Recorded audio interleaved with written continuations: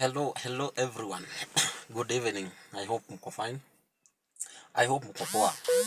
Because when I hear everyone is fine, hiyo ndo inakuwa furaha yetu. Pahali sasa tumefika ni hali ukisikia mwenzako wako sawa, unasikia tu umefurahi. Ukisikia mwenzako amelala poa, ameamka unafurahi tu, unashukuru Mungu because imefika mahali inafaa tuombee hii nchi yetu sana. Tuombee viongozi ambao wako mamlakani. For now, let's pray for them. Hata tukiwadharau aje, ni viongozi tu wetu na hatuna wengine. But kuna issue au viongozi wenye tunaombea kila siku. Sijui kama ni maombi yetu tunawaombea inaenda inawa confuse.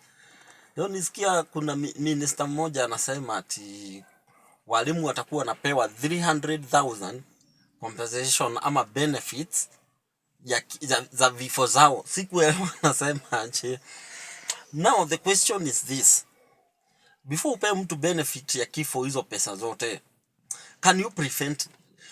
Ebu kwanza prevent hiyo kifo. To prevent hiyo kifo, huyu mtu akienda hospitali akuwe ni mwalimu, akuwe ni nani, kwanza hiyo pesa ikave. Let us try kwanza to prevent life isipotee before uanze kuongea kuhusu unapea mtu benefits akisha kufa ama sijui kifo ikishatokea kwake. Hiyo ndio wakati yenye unampea pesa.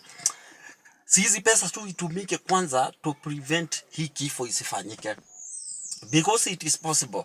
Ukipeleka mtu hosi hiyo sha imkave vizuri, hatutapata hiyo mambo ya vifo. Because okay, death itakuja, but before kifo ikuje, kama serikali ni hatua gani kwanza mtakimbia msave hiyo maisha? Kuja tu unaanza tu kuata words before atiwarimu. In fact, what is happening? Nini inaendelea na SHA? Because unaenda unasikia wengine inalipa. Though inalipa 90,000 inakulipia pesa kidogo. This is not the way we should go. Let's prevent the life. Hatutaki kuona maisha ikipotea. Then maisha ikipotea ndio mnakuja kumwaga pesa. How will you enjoy that benefit? Utaenjoy hiyo benefit aje ukiwa ushakufa? Utaenjoy hiyo benefit aje hata msiba ukiwa kwako already? Now, please, let us try to save life. Tujaribuni tu, hawa tu watu ndio mnawahitaji. Hawa walimu ndio unahitaji. Serikali, hawa daktari ndio tu unahitaji. Why? Let us save life first. To consider kwanza na maisha ya mtu. Wachana pesa. Hata ukimpea milioni 2, hakuna kitu zitamsaidia nayo. This is the same things yenye ili happen kwa Albert Ojwang. After Albert Ojwang alikufa, pesa zilipeanwa huko sijui milioni. And that family bado haijawahi ridhika, hawajawahi furahia. Hata ukipewa pesa ngapi na mtu ashakufa, hizo pesa utazitumia but hutawahi enjoy all over your life. So let us kwanza try to save the lives of the people. Kama ni SHA inagharimia kila kitu, igharimie madawa, igharimie everything. Sio inakukava hii side ingine unagongwa. Na vile sasa maisha imekuwa ngumu.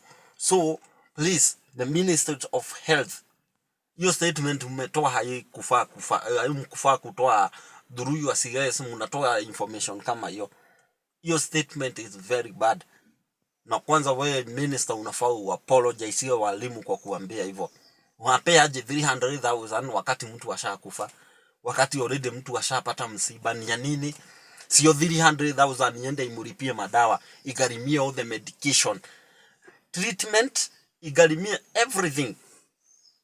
Ama ni x-ray enda inagharimia picha, everything, na madawa yote kwa ile ugonjwa ambayo unapatikana nayo. But hii issue ya kucheza na Wakenya, tuache. Let's stop that. Hii ni maisha, ni uhai wa binadamu tunacheza nao, si wanyama. Hawa si wanyama. Ni maisha ya binadamu tunaongea kuhusu. And let me tell these people, wachaneni na pesa sasa, shughulikieni watu. Pesa watu watajitafutia. Wewe tengeneza SHA ifanyie watu kazi. Hiyo mambo ingine wachana nayo. Wachana nayo tu please. Please. Shughulikieni watu, shughulikieni raia wa Kenya. Hawa ndio waliwachagua, hawa ndio employee wenyu. So when unakuja una make statement zingine hapo bado zinatuuma hapo. Wewe CS wewe unajijua. Good day.